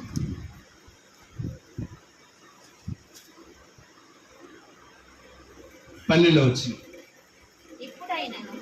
ఇప్పుడైనను అమ్మా, ఎవరో ఇశ్రాయేలు, ఇప్పుడైనను మీరు ఉపవాసం ఉండి ఏమి ఎడవాలట? కన్నీరు విడుచుచు దుఃఖించుచు మనపూర్వకముగా ఎవరి దగ్గరికి రావాలి? ఇప్పుడు దేవుని దగ్గరికి రప్పించుకోవడానికి ఏం చేశాడు? దేవుని దగ్గరికి రప్పించుకోవడానికి ఏం చేశాడు? మొదటి అధ్యాయంలో చదివాం. అది ఎక్కడ కొట్టాలి అక్కడ మాకు విషయం చెప్తారు. అన్నీ బాగున్నాయి మనం ఇప్పుడు దేవుడు అనుకూల పరిస్థితిని అన్నీ అనుభవిస్తాం, అన్నీ సమృద్ధిగా. దేవుని మర్చిపోయాం, దేవుని విషయంలో వెనకబడుతున్నాం అనుకోండి, అవన్నీ తీసేయడం అనుకోండి, మన స్థితులు ఎలాగా ఉంటాయి. కాబట్టి ఒక విషయం చెప్తాను, దేవునికి వాత్సల్యత ఉంది, దేవునికి కరుణ ఉంది, దేవునికి ఉగ్రత ఉంది, అత్యధికమైన కోపం కూడా. అది తట్టుకోలేకే మనల్ని చేస్తాను. అందుకని యోవేలు గారు ప్రవేశిస్తున్నాడు. ఇప్పుడైనా మీరు ఏడవండి. ఎక్కడికి వచ్చి? దేవుని సన్నిధికి వచ్చి. ఇంట్లో గడికి మీరు ఏడుతారు. ఇది పోయింది అది లేదని కాదు, మీరు చేసిన తప్పులను క్షమించమని దేవుని దగ్గర ఏడవండి. ఆయన ఆలయంలో ఆయనకు మొరపెట్టండి. ఇప్పటికైనా మీరు ఉపవాసమో, ఆల్రెడీ ఉపవాసంతో జీవిస్తున్నారు, అవునా కాదా? ఎందుకని? ఏమీ లేదు. కానీ మీరేం చేయాలి తెలుసా? మీకు మీరుగా పశ్చాత్తాపడాలి దేవుని సన్నిధిలో. ఇదే యెహోవా వాక్కు. అమ్మా, నీ దేవుడైన యెహోవా ఎలాంటి వాడట? కరుణా వాత్సల్యము గలవాడు. ఎవరో దేవుడు ఎలాంటి వాడట? నువ్వు ఒకవేళ ఉపవాసం ఉండి కన్నీళ్లు కార్చి ఆయనకి మొరపెట్టినట్లయితే ఆయన ఇంటే కరిగిపోతాడు. అది అన్నాడు, ఇదే యెహోవా వాక్కు. మీ దేవుడైన యెహోవా కరుణ వాత్సల్యతల గలవాడు. కరుణ వాత్సల్యత అంటే అర్థం ఏంటి? కృప కంటే అత్యధికమైనదే వాత్సల్యత. మీకు అర్థమవుతుందండి? కృపను 100 రెట్లు చూపితే అది 1000% అవుతే వాత్సల్యత. అంటే దేవుడి వైపు తిరిగితే దేవుడు ఎంత వాత్సల్యత చూపుతున్నాడని తెలుసండి. యోవేలు ప్రవక్త ద్వారా ఇశ్రాయేలుకి మరొకసారి జ్ఞాపకం చేస్తున్నాడు. ఇప్పుడు కానీ మీరేం నష్టపోలేదు, ఇప్పుడు కానీ మీరేమో యెహోవా వైపు తిరగండి, ఆయనకు మొరపెట్టండి. కరుణ వాత్సల్యత గలవాడును ఏమున్నదంట ఆయనకి సహాయిస్తాడట. అది అన్నాడు. ఇందాక ఏమన్నారు అమ్మా, అబకూకులు మనం చదవం కదా, ఏమన్నారు వాళ్ళు? మా దోషాలు జ్ఞాపకం చేసుకో, నువ్వు అత్యధికమైన కోపం మా మీద చూపించుకో అడిగారే లేదా? కాబట్టి దేవుని మీద మనం తిరుగుబాటు చేయడం కాదు, దేవునికి లోబడాలి. దేవుని సన్నిధిలో ఉంటే అక్కడ చెప్తున్నాడు, శాంతమూర్తియు అత్యధిక అత్యంత అంటే కృపలో ఏముందంట మరలా అంటే అర్థం ఏంటి? సమృద్ధి. ఎంత చూపించాలో అంతకంటే రెట్టింపు చూపించగలను వాడండి. అందుకని అత్యంత కృపగలవాడినై ఉండి తాను చేయుడుద్దేశించిన అంటే అప్పటికే ఏం చేయాలనుకున్నాడు వీళ్ళకే? ఇప్పుడు ఎప్పుడైతే ఆయన సన్నిధిలో ఆయన వైపు తిరిగి ఉపవాసం ఉండి కన్నీళ్లతో ఆయనకు మొరపెడుతున్నారో ఎమ్మటనే ఏం చూపుతున్నాడంట? కరుణ, వాత్సల్యత. ఇంకేం చూపిస్తున్నాడు? శాంతం, ఓర్చుకున్నాడు అంతే, సహించేయాడంతే. శాంతమూర్తి, అత్యంత కృపగలవాడినయ్యుండి తాను చేయును ఉద్దేశించిన కీడు చేయడం ఏం చేశాడంట? ఆయన మానేసి ఏం చేస్తున్నాడంట? పడునుగాక గనుక మీ వస్త్రములను కాక ఏం చెప్పుకోవాలంట అంటే అర్థం ఏంటి? గోను బట్ట కట్టుకుని అమ్మా ఏదో ప్రమాదం వచ్చి ప్రాణం మీదకి వచ్చినప్పుడు ఏం చేసేవారు? అప్పుడు వారు రాజైనా ప్రజలైనా వస్త్రాలు చింపుకొని తల మీద బూడిద వేసుకుని ఏం చేసేవారు? గోనె బట్ట కట్టుకుని ఏడ్చేవారంట, అమ్మా ప్రలాపించేవారంట. ఇప్పుడు మీరు వస్త్రాలు కాదు చింపుకోవడం, ఏం జరగాలి అంటే అర్థం ఏంటి? మీరు దేనితో నింపుకున్నారో అది బద్దలవ్వాలి. ఇక అర్థమవుతుందా? హృదయం మారాలి, అవునా కదా? మీ వస్త్రములను కాదు మీ హృదయములను చింపేయగలమా? అదేమన్నా వస్త్రమా? అదేమన్నా పేపరా? హృదయం చిరుగుతుందా? అంటే దాని అర్థం ఏంటంటే నువ్వు చింపేసి పనికిరండి ఎలా పడేస్తావో నీ హృదయంలో ఉన్న చెడి దేవునికి వ్యతిరేకమైన ఆలోచన తక్షణమే తీసి పడేయాలి. పడేయగలుగుతున్నాం అలాగా? అది ఇశ్రాయేలుతో చెప్తున్నాడు. మీరు అలా చేయగలిగితే ఆయన ఎలాంటి వాడంట? పశ్చాత్తాపుడై నీ వైపు తిరిగి అత్యంత కృప చూపుతూ శాంతము చూపుతూ ఏం చేస్తున్నాడంట? కరుణ వాత్సల్యత చూపుతున్నాడు. అవి పొందుకోవడానికే మీరు మనసులో చెప్పుకుంటున్నారా? మీరు మారగలుగుతున్నారా? ఎంత అద్భుతమైన పదాలండి ఇవి. కింద చదువుతాం. మీ హృదయములను చింపుకొని ఆయన తట్టు తిరగడం ఏంటి? ఆయన ప్రజలు ఆయన తట్టు తిరగడం ఏంటి? దీన్ని బట్టి అర్థమవుతుంది మనుషులు అయితే దేవుని భక్తులు ఉన్నారు తప్పిన హృదయాలు ఎవరి మీద లేవు, ఆయన మీద నుండి హృదయములు తొలగిపోయినాయి. అందుకనే ప్రభువా ప్రభు అని పెదవులతో మనం తలగడం కాదు, అవునే కదా? పెదవులతో కాదు మనం కనపరచడం. ఏం చేయాలంట? హృదయపూర్వకంగా ఆయన వెతకాలి, హృదయపూర్వకంగా ఆయన కనపరచాలి. కాబట్టి మన హృదయాలు లోకం మీద ఉన్నాయా? దేవుని మీద ఉన్నాయి. కాబట్టి మన అత్యధికంగా దేవుని మేలును పొందాలంటే అత్యధికంగా మన హృదయం ఎవరి వైపు ఉండాలి తెలుసా? దేవుని వైపు కలిపి మలచాలి, ఆయన వైపు. అందుకనే ఆ మాట చెప్పాడు. ఒకవేళ ఎప్పుడు మీ హృదయములను చింపుకొని ఆయన తట్టు తిరిగితే, ఒకవేళ ఆయన మనసు త్రిప్పుకొని పశ్చాత్తాపడి మీ దేవుడైన యెహోవాకు తగిన నైవేద్యమును పానార్పణమును అంటే మీకు ఏమైనా అర్థమవుతుందా? ఇవ్వలేదు కాబట్టి ఇందాక మిడతలో సైన్యాలు వచ్చి తినేసినాయి. అదే కదా 1:9 చదివాం. అమ్మా నైవేద్యమును పానీయార్పణం యెహోవా మందిరంలోకి రాకుండా నిలిచిపోవడం అంటే అర్థమైంది తెలుసా? తేవడం మానేశారు.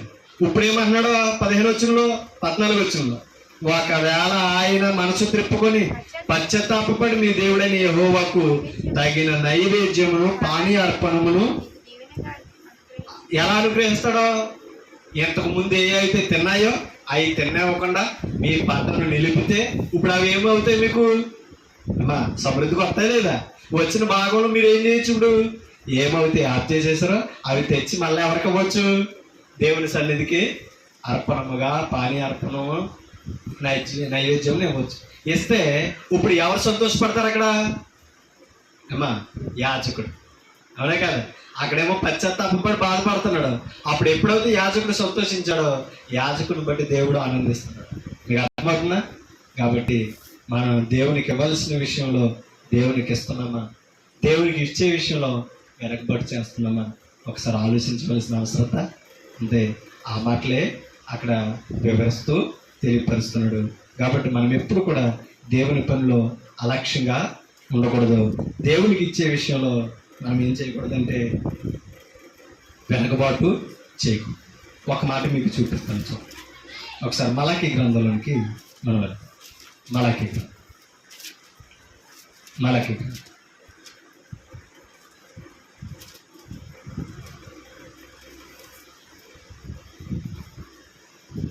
3:7. మీ పితరుల నాటు నుండి మీరు నా కట్టడలను గైకొనక ఏం చేశారట అంటే ఆయనకి ఇవ్వకపోవడానికి, ఆయన సన్నిధికి రావడానికి కారణం ఏంటి తెలుసా? ఆయన కట్టడాలను త్రోసేశారు. మనం హబక్కూకు గ్రంథంలో చదువు. ధర్మశాస్త్రాన్ని వాళ్ళు ఏం చేశారు? తిప్పేశారు. ధర్మశాస్త్రాన్ని ఏం చేశారు? మీరారు. ఓకేనా? అందుకని ఇక్కడ అన్నాడు, నా కట్టడాలను గైకొనక వాటిని త్రోసివేసిరి, అయితే మీరు నా తట్టు తిరిగిన ఎడల నేను మీ తట్టు. ఇప్పుడు ఆప్షన్ ఎక్కడ ఉన్నది చెప్పండి? దేవుల్లో ఉందా, ప్రజల్లో ఉందా? అది మనం దేవుని వైపు తిరిగితే దేవుడు మన వైపు తిరుగుతాడు. దేవుని పని మనం చేస్తే దేవుడు మన పని చేస్తాడు. కాబట్టి మనం దేవుని పని చేసి మన ఆశీర్వాదాలు మనం సంపాదించుకున్నాం. అందుకని మీరు నా తట్టు తిరిగిన ఎడల నేను మీ తట్టు తిరుగుదునని సైన్యములకు అధిపతి యెహోవా సెలవీయగా, మేము దేని విషయంలో తిరుగుదుమని తెలివైన వాళ్ళం కదా మనం. అసలు నేను దేనికి తిరగాలి? దేవుని ఎప్పుడు మర్చిపోయాను? దేవుని దగ్గరికి ఎప్పుడు వస్తాం మానేసాము? అవునంటారు కదంటారా? ఇశ్రాయేలు అలా అడుగుతుంటే ఇప్పుడు చెప్తున్నాడు చూడండి. మానవుడు దేవుని యొద్ద ప్రశ్న ఏడు చూడండి. దేవుని దగ్గర దొంగలించగలడా? అమ్మా, మానవుడు దేవుని దగ్గర దొంగలించగలడా? అందుకనే మానవుడు దేవుని యొద్ద దొంగిల్లునా? అయితే మీరు నా యొద్ద ఎవరో? అసలే ఒక మనుషుడు దేవుడి దగ్గర దొంగతనం చేయగలడా? అమ్మా చెప్పండి. మనిషిని మోసం చేయగలం, మనిషిని దగ్గర దోచగలం. దేవుని దగ్గర దోచుకోగలమా? దేవుని దగ్గర దొంగతనం చేయగలమా? అలా చూస్తున్నారండి. చెప్పండి అమ్మా, దొంగలించగలమా? దొంగలించలేము. కానీ ఇక్కడ ఏమన్నాడు దేవుడు? దొంగిలినా అంటే ప్రశ్న. దొంగలేడు, కానీ మీరేం చేస్తారు? దొంగతనం చేశారు. అలాగే చెప్తున్నాడు చూడండి.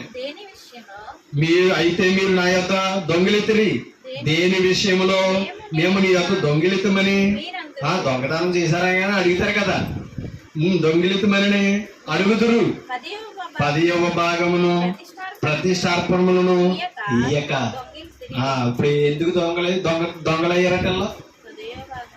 10వ భాగమును ప్రతిష్ఠిత అర్పణలను ఇవ్వలేదట. ఎవరికే? దేవునికి ఇవ్వలేదు. కాబట్టి దేవుని దగ్గర ఏమయ్యారు? ఇప్పుడు ఇశ్రాయేలు దొంగలయ్యారు. ఎవరి దానాన్ని దోచుకుంటున్నారు ఇప్పుడు చెప్పండి? కాబట్టి మనం దేవునికి ఇవ్వాల్సిన భాగం మన కష్టంలో నుంచి దేవునికి తీసేయాలి. తీయలేదా? తీయకపోతే అది ఏమవుతుంది? దొంగ సొమ్ము. అవునట కదండి. కాబట్టి దేవునికి ఇవ్వాల్సింది మనం వాడుకోకూడదు. దేవునికి ఇవ్వాల్సింది దేవునికి ఇస్తే ఒకవేళ ఇచ్చామనుకో దేవుడు మనకి ఎంత ఇస్తాడో కాదండి. ఇందాక నుంచి మనం చదువుతున్న పాఠం రావాలి. అభివృద్ధి. ఇంకోటి ఏమన్నాడు?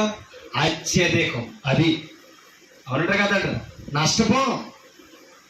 దీన్ని బట్టి అర్థమవుతుంది ఇలా దొంగలతో దేవునికి ఇవ్వాల్సిన విషయంలో వెనకబడ్డారు. కాబట్టి బుద్ధి చెప్పుకుంటూ వచ్చాడు. ఎవరి చేత బుద్ధి చెప్పాడు? ఇశ్రాయేలుకి మిడతలతో పురుగులతో బుద్ధి చెప్పాడు. తిప్పుకున్నారా లేదు దేవుని వైపు? తిరగండి అన్నాడా లేదా? వస్త్రాలను కాదురా బాబు, ఏం చెప్పుకోమన్నాడు? అది మీరు చేసిన తప్పులు పశ్చాత్తాపడి దేవుని వైపు తిరగండి అన్నాడు. అందుకని ఏమన్నాడు ఇక్కడ? 10వ భాగమును ప్రతిష్ఠిత అంటే అర్థం ఏంటి తెలుసా? పంటలో మొదటిది ఎవరికి ప్రతిష్ఠించాలి అంటే తీసావంటే అది ఎవరిదే? కయ్యనుడు ఆలోచించకూడదు. ఎవరిలో ఆలోచించాలి? హేబేలు. దేవునికి ఎలాంటిది ఇచ్చాడు? క్రొవ్వినది, శ్రేష్టమైనది ఇచ్చాడు. కయ్యను పొలమ పంటలో కొన్ని తెచ్చి అలా తీసి మనసు త్రిప్పేశాడు. అవునా కదా? మనసు త్రిప్పేశాడు కాబట్టి అక్కడ కయ్యేనుని నిర్లక్ష్యం చేశాడు, హేబేలుని లక్ష్య పెట్టాడు. కాబట్టి మన కుటుంబాలని దేవుడు లక్ష్య పెట్టాలంటే దేవుని విషయంలో మన మనసు శ్రేష్టంగా ఉందా, అయిష్టంగా ఉన్నదా ఆలోచించవలసిన అవసరం ఉంది. కింద చదువుతాం.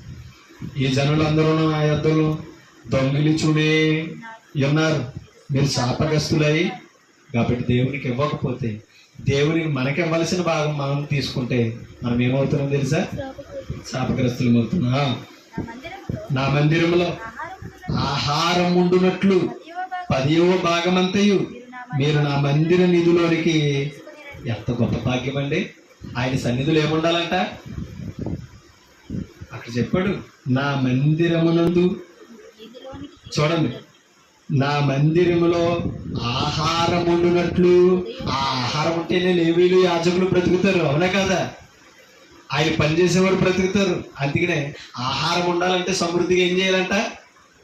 చెప్పండి, చూడండి. నా మందిరములో ఆహారం ఉండునట్లు 10వ భాగమంతయు మీరు నా మందిరపు నిధిలోనికి తీసుకుని రండి. దీన్ని చేసి మీరు నన్ను శోధించిన ఎడల. దేవుని ఎలా శోధించాలంట? అమ్మా, దేవుని పనికి మాని శోధించకూడదు. ఏం చేసాడని రానియాల దేవుని దగ్గరికి? అవునా కదా? అన్ని వారాలు దేవుని దగ్గరికి ముందుగానే వస్తున్నాను. అయినా నేను ఎన్నో కొన్ని కోరుకున్నానమ్మా, దేవుడు చేయలేదమ్మా. అవునట కదండి?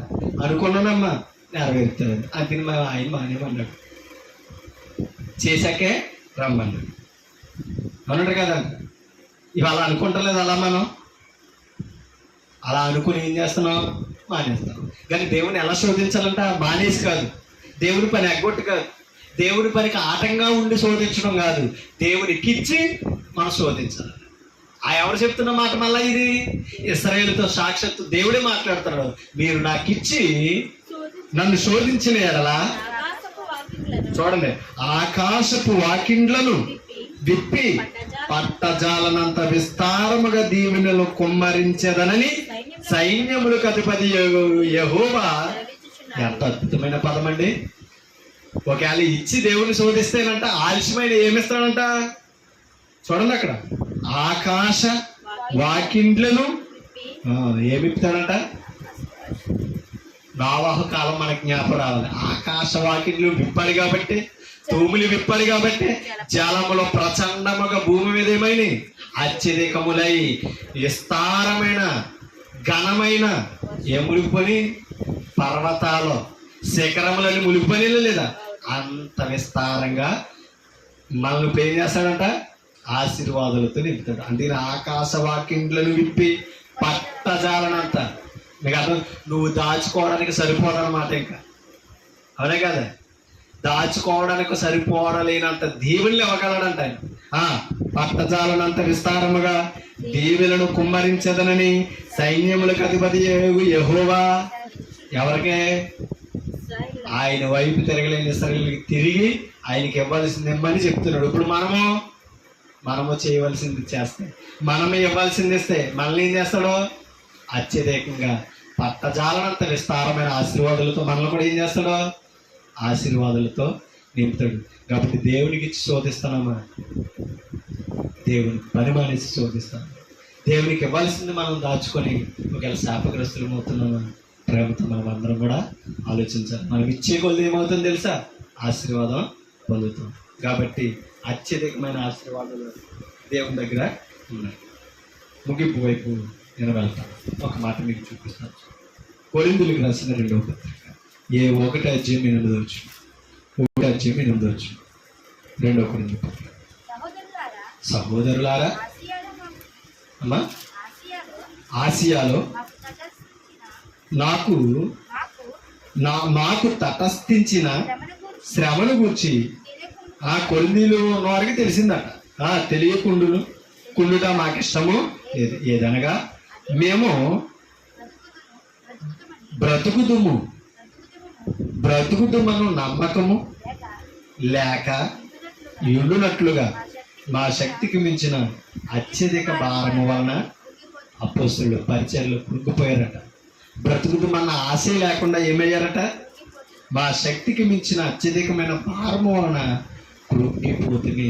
కాబట్టి ఒక సువార్థికుడు దేవుని పనిలో ఎంత భారం మోస్తున్నాడు అనేది సంఘం గుర్తించవలసిన అవసరత ఉంది. 9వ అధ్యాయము 14. ఇదే పుస్తకంలో 9వ అధ్యాయం 14. మరియు మీ ఎడల దేవుడు కనపరిచిన ఎలాంటిదంట అంటే మీ ఎడలంటే కొరింథీ పరిశుద్ధుల గురించి అత్యధికమైన కృపను చూచి వారు మీ నిమిత్తము ప్రార్థన చేయొచ్చు మిమ్మల్ని చూడవలనని ఎక్కువగా కోరిక గలవారై ఎవరో మాసిదోనియ కొరింథీ వారిని చూడాలని అత్యధికమైన కృపను చూచి వారు మీ నిమిత్తము ప్రార్థన చేయొచ్చు మిమ్మల్ని చూడవాలని ఎక్కువ కోరిక కలిగిన వారే ఉన్నారు. మీకు అర్థమవుతుందా? కాబట్టి మనము కూడా ఏం చేయాలి? ప్రార్థన చేసేవారుగా ఉండాలి. ఎవరి కృప కొరకో? దేవుడి కృప కొరకు. ఎప్పుడు కూడా దేవుడు కనపరిచిన అత్యధికమైన కృపను మనం పొందాలంటే మనం దేవుని పట్ల ఎలా ఉండాలి? అత్యధికమైన పనులే చేయాలి. ఇక్కడ ఒక మాట చెప్పి మనం ముగించుకుంటాం. ఇదే 9వ అధ్యాయం 6వ వచనం. కొంచెముగా విత్తువాడు అంతే కదా మరి. అమ్మా, ఓ ఎకరంలో విత్తనాలు వేసి 10 ఎకరాల పంట కావాలని వస్తుందా? చెప్పండి, వస్తుందా? రాదు. ఇప్పుడు చాలామంది కౌలుదారులు వంకాయ తోటలు వేస్తారు. ఎలా కొత్తరాల్లో బత్తాలు కొడతారు మార్కెట్కి. అవునా కదా? మన ఇంటికాడ ఏదో కొంచెం నేల ఉన్నదని ఆ దొడ్లో 10 మొక్కలు వేసాం. ఇంతంత గిన్నెలు ఇంతంత సంచులు పట్టుకుపోయి కోసేస్తున్నాం అనుకో, నిండిపోతాయా? వేసింది 4-5 మొక్కలు. అవునంటారు కదండి. ఆశ ఎంత ఉందా? ఈ గిన్నె అంతా నిండిపోవాలి, ఈ సంచి అంతా నిండిపోవాలనేసి ఏం చేస్తున్నాం? కోసేస్తే వస్తాయా? ఇప్పుడు అవి పట్టుకెళ్ళాలంటే ఏం చేయాలి? అంత నువ్వు విత్తితే అంత సమృద్ధిగా కోసుకోవాలి. దేవుడి పనిలో కూడా అత్యధికమైన కష్టం అనుకుంటే అత్యధికమైన ఆశీర్వాదం. అంతేనే కదా? మలాకిలా అన్నాడు ఏమని? మీరు నన్ను ఇచ్చి శోధించిన ఎడల ఆకాశ వాకిండ్లను విప్పి పట్టజాలంత విస్తారమైన దీవులతో మిమ్మల్ని ఏం చేస్తాను? నింపుతానని చెప్పాడు. చదువు అక్కడికి. కొంచెముగా విత్తువాడు కొంచెముగా పంట పోయిను, సమృద్ధిగా విత్తువాడు సమృద్ధిగా పంట. అంటే ఇక్కడ కాను గురించి చెప్తున్నాడు. పైనుంచి నీ కష్ట జీతంలో న్యాయమైన కానుక దేవునికి ఇవ్వగలిగితే, దేవుడికి నువ్వు ఇవ్వాల్సింది సమృద్ధిగా ఇవ్వగలిగితే నీ కష్ట జీతం సమృద్ధిగా నీకు ఉంచుతాడట. నీ కష్ట జీతాన్ని అభివృద్ధిపరుస్తాడు. అవునా కాదు? ఒక విషయం చెప్తాను. అప్పుడు పంటలే ఆస్తి కాబట్టి అది 10వ పొంతు శ్రేష్ఠ భాగం ఇవ్వకపోతే దాని మీద కొట్టాడు. అవునా కాదు? ఇప్పుడు మనకేముంది? పనులు, ఉద్యోగాలు, కష్టజీతం. ఒకవేళ మన కష్టజీతం మీద మొత్తాడు అనుకో, అవునంటారు కదంట. అది ఇవ్వకపోతే నెలంతా కష్టపడి జీతం రాకపోతే ఎలా ఉంటుంది? వారం అంతా కష్టపడి జీతం రాకపోతే ఎలా ఉంటుంది? అలా మొత్తగలడు అనమాట. వచ్చినా మనం అనుభవించడానికి ఆరోగ్యం క్షేమం లేకపోతే ఏదో రూపాయలు వృధా అయిపోతుంది అనుకో, కష్టపడుతున్నామండి, ఫలితం లేదు, సంపాదిస్తున్నామండి, సుఖం లేదండి అని అంటావా లేదా? ఇవన్నీ ఎవరివ్వాలి? ఎవరు ఉంచాలి? కాబట్టి అలా ఉంచాలంటే దేవుని పట్ల మనం ఎలా ఉన్నాం? అలాగా చెప్తున్నాడు ఇక్కడ. సమృద్ధిగా ఇచ్చేవాడు సమృద్ధిగా పంట కోయను అని ఈ విషయమే చెప్పవచ్చును. సరుగు కొనకయు బలవంతముగా కాకయు ప్రతివాడు తన హృదయంలో నిశ్చయించుకున్న కొలది ప్రకారము ఇయ్యవలను.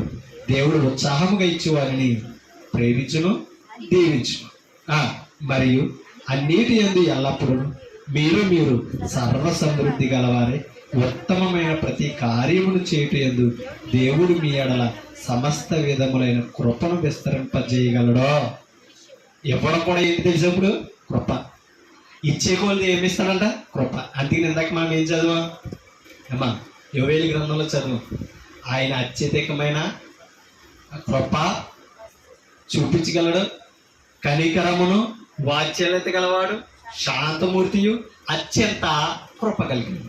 ఆ కృప అత్యధికం మన జీవితంలో మన కుటుంబంలో ఉండాలంటే మనం విస్తారంగా ఇవ్వాలి, విస్తారంగా దేవుని దగ్గర సంపాదించుకోవాలి, ఇచ్చి విస్తారంగా శోధించాలి. అవునా కదంట అమ్మా?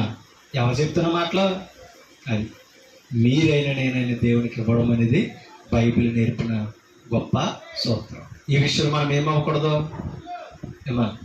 ఏమవ్వకూడదు దేవునికి ఇచ్చడంలో వెనకబడకూడదు. సమృద్ధిగా మనం దేవునికి ఇవ్వాలి, సమృద్ధికరమైన ఆశీర్వాదాలు మనం సంపాదించుకోవాలి.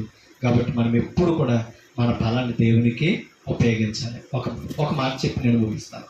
సామెతల గ్రంథం 25, సామెతల గ్రంథము 25.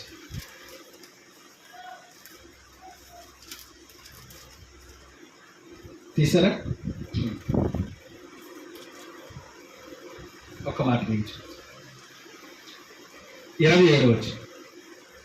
సామెతల గ్రంథము 25:27. నరుని ఆత్మ అది ఇది ఆరిపోకుండా ఉండాలంటే ఎవరు వెలిగించాలి అంటే దాని అర్థం మనకు ఆయుష్ కాలం ఇచ్చేవాడు ఆయన. ఈ నరుని ఆత్మ యెహోవా పెట్టిన దీపం, అది అంతరంగములని ఏది అంటే మనలో ఉన్న ఆత్మ మన హృదయాన్ని పరిశోధన చేస్తుంది, మన మనసును పరిశోధన చేస్తుంది. కింద అన్నాడు కృపా సత్యములు ఎవరిని కాపాడుతున్నాయంట? రాజును కాపాడుతాయి. ఏది? కృప సత్యం. ఇప్పుడు ఆ కృపని మన పట్ల ఎలా ఉంచాలనుకున్నాడో అత్యధికం. ఇప్పుడు మనం ఎవరమో రాజులైనా యాజక సమూహం, మన పట్ల ఏముండాలి? కృప సత్యం అంటే అవినీతి. కృపా సత్యములు రాజును కాపాడను, కృప వలన అతడు తన సింహాసనమును స్థిరపరచుకోండి. కాబట్టి మనం నీతిగా భక్తిగా నడుచుకుంటే కృప మనలో ఎప్పుడవుతుంది మన జీవితం దేవుళ్ళు ఏమవుతుంది తెలుసా? స్థిరమవుతుంది. యవనస్తుల బలము ఎవరికే అమ్మా? ఏది అలంకారం అంట? యవనస్తులు దేవునితో దేవుని దగ్గర అలంకరించుకోవాలంట బలం. యవ్వనస్తుల బలం వారికి అలంకారం అంటే బలముతో అలంకరింపాలి. అంటే బలంతో యవ్వనస్తుల బలముతో ఏ పనైనా చేయగలరు. అంటే ఇప్పుడు దేవుని పని చేస్తూ అలంకరించుకోవాలంటే ఎవరో? యవనస్తులు. అందుకని అన్నాడు యవనస్తుల బలము వారికి అలంకారము, తలాపు నేర్పు, వృద్ధులకు సౌందర్యం, గాయములు చేయు దెబ్బలు, అంతరంగంలో చెడుతనమును తొలగించు. అందుకనే నిజమైన స్నేహితుడు మేలు కోరి ఏం చేస్తాడట? గాయము చేయను. ఇదే జ్ఞానేశ్వరులో మంచి నిజమైన స్నేహితుడు ఏం చేస్తాడంట? గాయము చేసే మాటలు చెప్పి మేలు కోరతాడు. పైన తేలి లాంటి సున్నితమైన మాటలు మాట్లాడతారు, కానీ హృదయాన్ని ఏం చేస్తారో తెలుసా? గాయం చేస్తూనే ఉంటారు. కానీ ఇక్కడ అదే చెప్తున్నాడు, గాయములు చేయు దెబ్బలట, అంతరంగములు చూచి చెడుతనమును. అది అంటే గాయమయ్యేలా మనం పిల్లలు కొడుతున్నామంటే ఎందుకు తెలుసా? వారిలో ఉన్న చెడుతనం మొక్కతో పోవాలి. దేవుడు కూడా మనలో ఒకసారి ఎందుకు మొత్తుతాడు తెలుసా? మనలో ఉన్న అంతరంగంలో ఉన్న చెడుతనం పోవాలి. అర్థమైందా? కాబట్టి మన దేవుని సన్నిధిలో ఎలా అలంకరించబడాలట? యవ్వన బలంతో. యవ్వనస్తుల బలమే వారికి అలంకారం. కాబట్టి మన బలం దయ్యానికి వాడతామమ్మా, దేవునికి వాడతాం. అవునట్టు కదండి. చురుకైన పని ఎవరు చేయగలరు? యవ్వనస్తులు చేయగలరు. కాబట్టి మనం ఎలా అలంకరించుకోవాలి? దేవుని పనిలో అత్యధికమైన దేవుని పని చేస్తూ అలంకరించుకోవాలి. దేవుని పని అత్యధికంగా ఎప్పుడైతే చేస్తామో మనకేముంటుంది? అత్యధికమైన కృప ఉంటుంది. అత్యధికమైన కృప ఉండాలంటే అత్యధికంగా మన దేవుని పనిలో ఉండాలి. దేవుని పనిలో ఇచ్చే విషయంలో మనం ఎప్పుడు కూడా దేవుని కృప పాత్రలు కాదు. అవునంటే కదా. కృప అంటే ఆశీర్వాదాలే కాదు, మనం ఇచ్చేది కూడా కృప, మనం సంపాదించేది కూడా ఎవరి కృప? దేవుని కృప వల్ల మంచి ఇల్లు కట్టుకుంటాం, దేవుని కృప వల్ల మంచి జాబ్ వచ్చింది, దేవుని కృప వల్ల మంచి సంపాదన వస్తుంది, దేవుని కృప వల్ల మా పిల్లలు స్థిరపడ్డారు. ఆ దేనికైనా ఏమంటాం? కృప. మరి ఇచ్చేటప్పుడు ఏది? దేవుని కృప. అదే చెప్తారు, దేవునికి ఇద్దాం, దేవుని కృపను అభివృద్ధి చేసుకున్నాం. అంతేకాదు దేవునికి ఇచ్చి శోధించాలి. ఆకాశవాకిండ్లను విప్పి పట్టణ జాలనంత విస్తారమైన ఆశీర్వాదాలు ఎవరిస్తున్నారు? దేవుడు తన ప్రజలైన ఇశ్రాయేలుకి ఇస్తాడు. ఇవ్వకపోతే ఏమన్నాడు? మీరు శాపగ్రస్తులు అన్నాడు. మీరు నా సన్నిధిలో ఏం చేస్తున్నారని అన్నాడు? దొంగలు ఇస్తున్నారన్నాడు. కాబట్టి దేవుడికి ఇచ్చే విషయంలో న్యాయంగా ఉన్నామా? దొంగలు ఇచ్చేవారుగా ఉన్నాం. మనం పరీక్షించుకుందాం. ఇశ్రాయేలులో లోపమే ఇవాళ క్రైస్తవులుగా క్రీస్తునందు మనకు ఉండకూడదు. ఆనాడు యెరూషలేములో పరిశుద్ధులుగా బ్రతికిన వారిలో లోపం ఉండగా ఇవాళ సంఘంలో బ్రతుకుతున్న మనకేం ఉండకూడదు, లోపం ఉండకూడదు. వారిలో ఏముందనేది బైబిల్ చెప్పిందో అది ఉండకుండా కాపాడాలి. ఏదైతే కలిగి ఉండాలని పాత నిబంధన కాలం నుంచి ఇశ్రాయేలుతో చెప్పాడు, ఈరోజు పాత నిబంధనలో ఆ వివరణ మనము నేర్చుకోవాలి. క్రొత్త నిబంధనలో ఆ లోపాలు సరిదిద్దుకుంటూ ముందుకు వెళ్ళాలని నన్ను నేను హెచ్చరించుకుంటాను, మిమ్మల్ని హెచ్చరిస్తాను. ఓపిక మీ అందరికీ హృదయపూర్వక వందనాలు తెలియజేస్తూ ఈ మాటలందరితో ముగిస్తున్నాను. Thank you.